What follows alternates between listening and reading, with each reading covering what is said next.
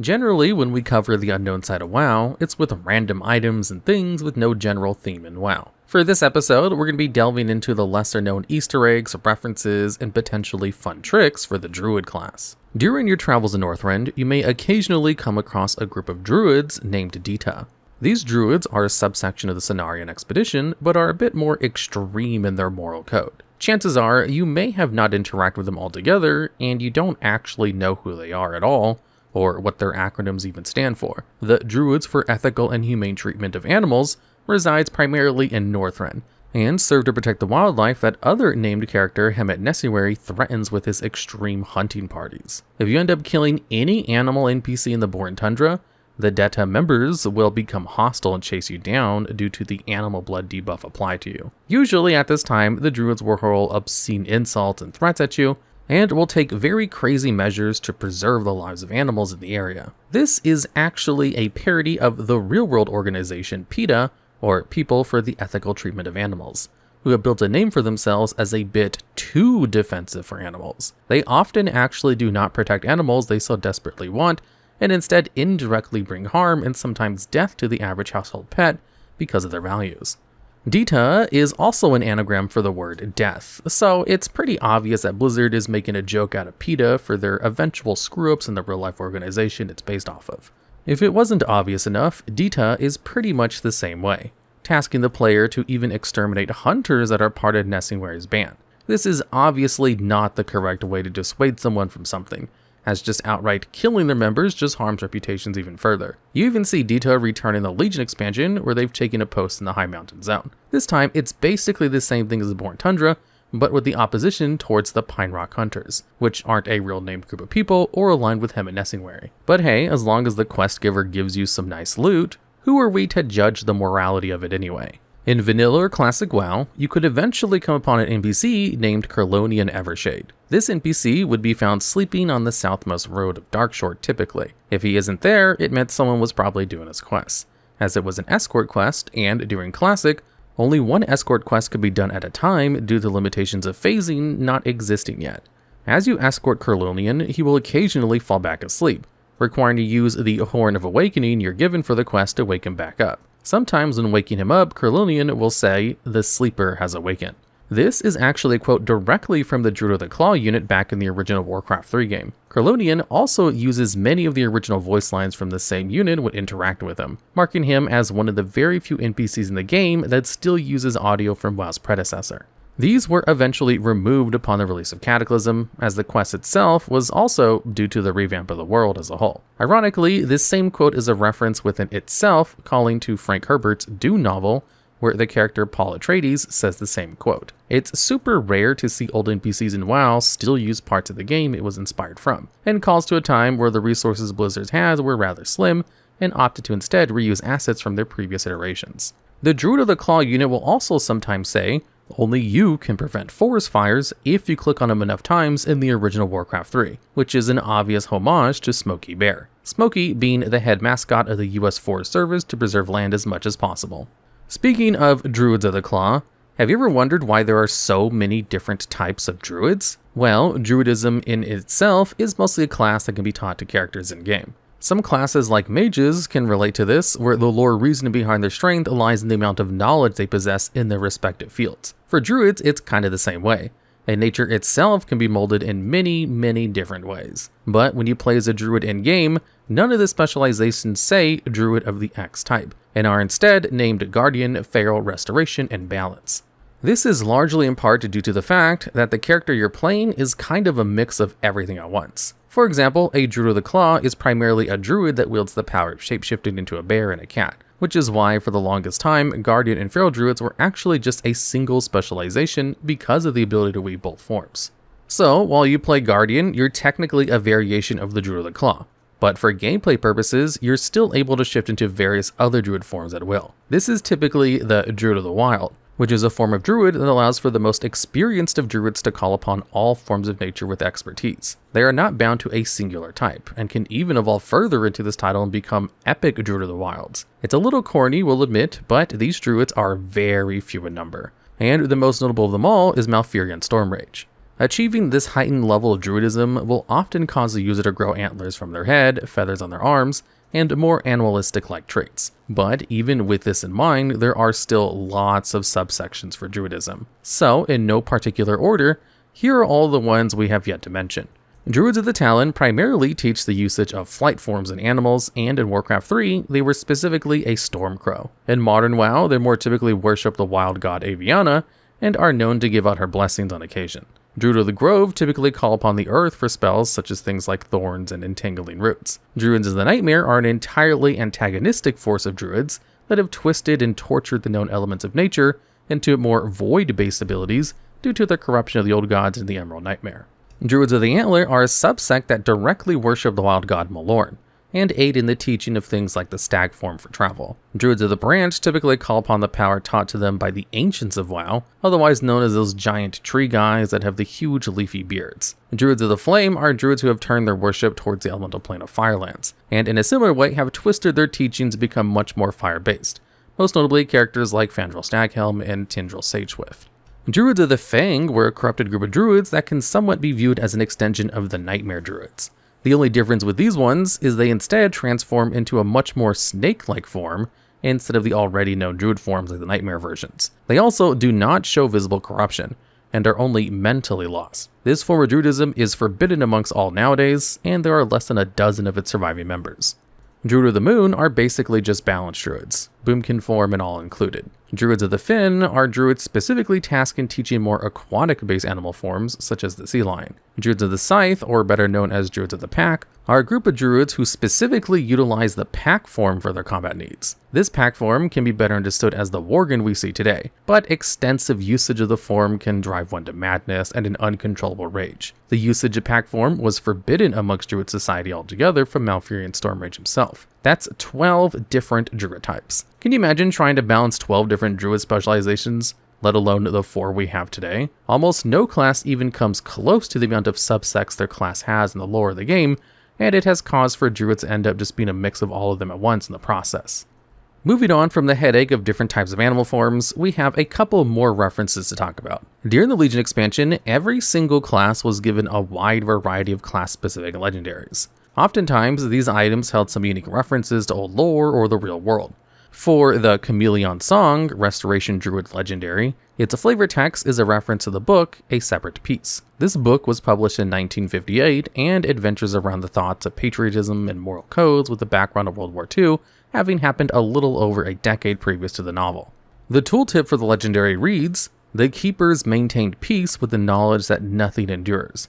Not a tree, not love, not even a death by violence." This is a slight spin on the original quote of the book, which reads, "Nothing endures, not a tree, not love, not even a death by violence." For the Radiant Moonlight Legendary, it actually directly quotes an extract from Hamlet. Specifically, Act 2, Scene 5, it reads, "Doubt thou the stars are fire, doubt that the sun doth move." Its original quote instead reads as, "Doubt thou the stars are fire, doubt that the sun doth moves.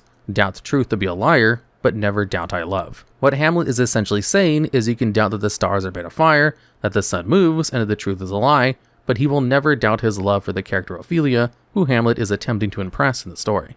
When it comes to Echo Wraith, Creator of Worlds, another legendary for Druids and Legion, its flavor text at the bottom is actually a lyric to the song Fellow Feeling by Porter Robinson. Porter Robinson is an American DJ who primarily produces electronic type music for his songs. The legendary itself reads, "We could not only evoke, but conjure a place of our own, and everywhere that has ever existed is all on the surface of our dreams. Now please, hear what I say." This is a direct quote from the song this time, and is not a spun-on version of the words.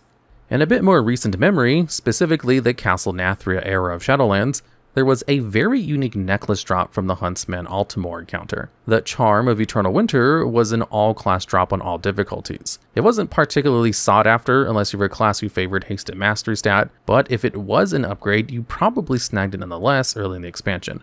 Although it did have the unique on-use effect to mind control any animal mob found in the open Shadowland zones. If you successfully use it on any beast, it would then accompany you for 5 minutes, attacking anything you attacked, and was basically an additional pet alongside any you may have already had. It did unfortunately have a 1-hour cooldown, however. Though the biggest thing to know about this necklace is if you just so happen to catch a druid with war mode or PvP enabled in the open world and was also in any of their druid forms, you could then use this neck and mind control on the druid to follow you around for 5 minutes. The player was completely locked out of their character for the duration, and just kind of had to follow the person who cast it on them. The bug was incredibly short-lived and was swiftly removed only a few weeks upon realizing it worked this way. It was also a very uncommon occurrence, as the specifics to get it right are very limiting, so it was never game-breaking. It was just a funny little troll item to mess with players for a short time if you managed to catch them off guard in a PvP setting during the start of Shadowlands.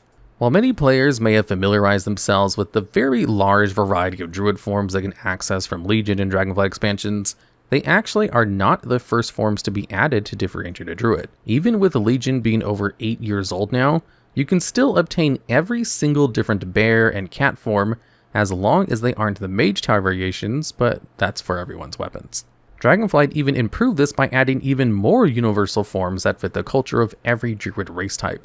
So even a Tauren has a reason to turn to something like an owlbear when tanking for dungeons. For only a single expansion, and for the first time ever as well, druids were able to transform their cat forms into something entirely different during the World of Draenor expansion. For the longest time, the only druid forms you could really pick between tied to the skin or fur color of the race you were playing at the time. And even then, these forms were not very different compared to one another, and were usually just a simple recolor of the previous. With the Claws of Shirvallah talent, it was the first time Feral Druid players would be able to instead become something entirely different than before. This talent transformed the Druid, Night Elf, Trolls, and Worgen into a much more bestial, cat-like humanoid form rather than their previous one. Each form would change depending on the race you were playing rather than the skin tone of your character, and there were only 4 at the time because there were only 4 available Druid races during World of Draenor.